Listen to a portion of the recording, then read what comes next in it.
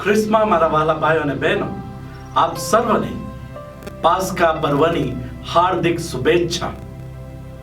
પાસ્કા પર્વ ટાણે સ્તોત્ર સંહિતાના 45મા અધ્યાયમાં આપણે રાજાના લગ્નનું ગીત, જેમાં વિજય બનેલા રાજા તેની રાજકન્યાને મળવા આવે છે, તેના ઉપર આપણે મનન ચિંતન કરીશું. સાથે સાથે સ્તોત્ર સંહિતાના 45મા અધ્યાયમાં 8મી કડીમાં લખેલ છે, તારા વસ્ત્રો અઘરુ અત્તર મહેકે, ને ઈસુના દફન વિધિ અને પુનરુત્થાન સાથે કઈ રીતે સરખામણી કરી શકાય એના વિશે આપણે થોડું મનન ચિંતન કરીએ. સ્તોત્ર સંહિતાના 45મો અધ્યાયમાં એક રાજાના લગ્નની ઉજવણી કરતું સુંદર મજાનું ગીત છે. અહીં રાજાને ભવ્ય, શાણા અને ન્યાયી દર્શાવી તેની કન્યાને રૂપાળી, સુંદર દર્શાવી શોભા વધારે છે. રાજાને વિજયી બતાવી તેની કન્યાને લગ્નમાં તેની સાથે જોડાવા માટે બોલાવવામાં આવે છે. આ ગીતની પૂર્ણાહુતિમાં લોકો તેમના રાજાના શાશ્વત શાસન અને હંમેશને માટે તેમનો ગૌરવ થાય એ પ્રાર્થના કરે છે. માતા ધર્મસભા શરૂઆતમાં ઘણા વિદ્વાનો એટલે કે ફાધર્સ ઓફ ધ ચર્ચ આ ગીતનું અર્થઘટન કરતા જણાવે છે કે પ્રભુ ઈસુ મૃત્યુ ઉપર વિજય મેળવી તેમની કન્યા માતા ધર્મસભાને મળવા આવે છે. સ્તોત્ર સંહિતામાં 45મા અધ્યાયમાં ફરી 8મી કડીમાં નજર નાખીએ, તારા વસ્ત્રો અઘરુ અંતરે મહેકે, એટલે કે તારા બધા વસ્ત્રોમાંથી બોળ અને અઘરુનું મિશ્રણ અથવા અત્તરની સુગંધ આવે છે.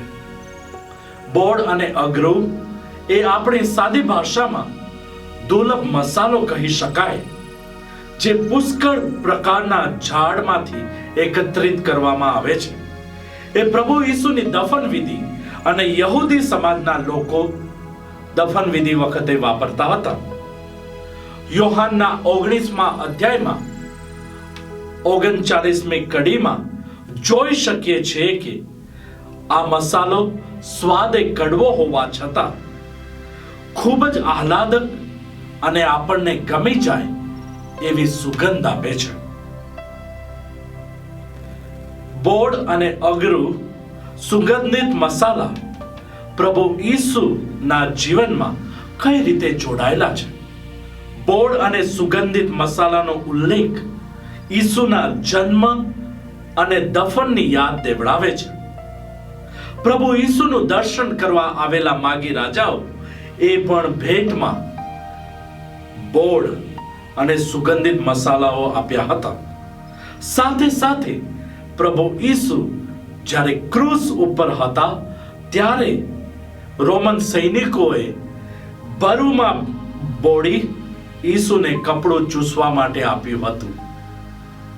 આમ પ્રભુ ઈસુના જીવનમાં બોળ, બરુ અને મસાલાઓ અલગ અલગ રીતે જોડાયેલા છે, જે આપણ સર્વને યાદ દેવડાવે છે કે બરુ ઝાડના થડને ચીરા મારીને કાઢવામાં આવે છે.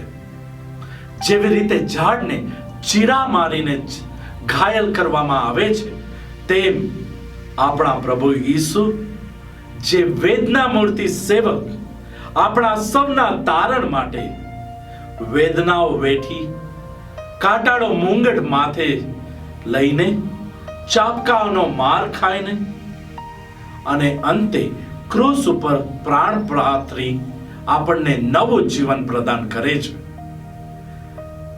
પ્રભુ ઈસુના દફન માટે નિકોદેમસે અને આરિમથ્યાના જોસેફે પણ બોળ, અઘરુનો જ ઉપયોગ કર્યો હતો.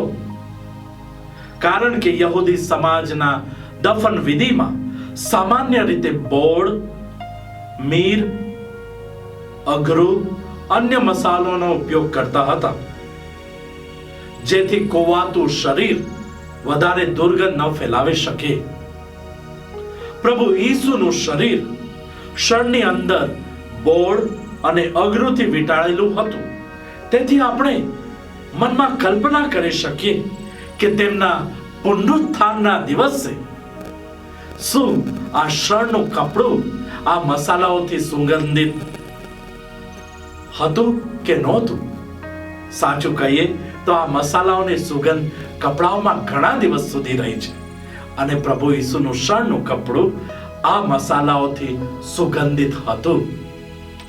વાલા ભાઈઓ અને બહેનો, અંતમાં એટલું જ કહીશ કે આપણા જીવતા અને જાગતા પ્રભુ દેવી વરરાજા તેમની નવવધુ માતા ધર્મસભાને મળવા પાસ્કાના દિવસે આવે છે. તેઓ કબરમાંથી ઉઠ્યા છે અને તેમનું શરીર બોળ અને અઘરુની સુગંધથી મહેકી ઉઠ્યું છે. આખા વાતાવરણમાં આ સુગંધ ફેલાયેલી છે. આખું વાતાવરણ આહલાદક બનાવ્યું છે. મૃત્યુમાંથી સજીવન થયેલ પ્રભુ ઈસુ પોતાના દુઃખના ચિહ્નને તરત જ દૂર નથી કરતા. તેમના શરીરમાં ઘાના નિશાન હજુ હતા જ, અને એ તેમના શિષ્યોને યાદ દેવડાવે છે કે પ્રભુ ઈસુ સાચી જ ઈશ્વર પુત્ર હતા, જે મૃત્યુમાંથી સજીવન ઉઠ્યા છે. અને સાથે સાથે બોળ અને અઘરું જેવા કડવા મસાલા પ્રભુ ઈસુનો અનિષ્ટ પરનો વિજય દર્શાવી ક્રોસના કડવા માર્ગ દ્વારા જ આવે તેની ઝાંખી કરાવે છે. પ્રભુ ઈસુનું પુનરુત્થાન ફક્ત એટલા માટે શક્ય બન્યું કારણ કે તેમણે પોતાની જાતને મૃત્યુને હવાલે કરી દીધી હતી. મૃત્યુમાંથી સજીવન થયેલા પ્રભુ ઈસુ આપણને યાદ દેવડાવે છે કે આપણે સૌ તેમની જેમ નવજીવન પામીશું અને તેમના સાનિધ્યમાં હંમેશને માટે આનંદ મનાવીશું. એ જ આશા સાથે આજનું પાસ્કા પર્વ ઉજવતા આપ સર્વને હાલેલુયા કહેતા કહું છું, પ્રભુ સાચે જ જીવતા ઉઠ્યા છે. આનંદ સાથે હાલેલુયા કહીએ.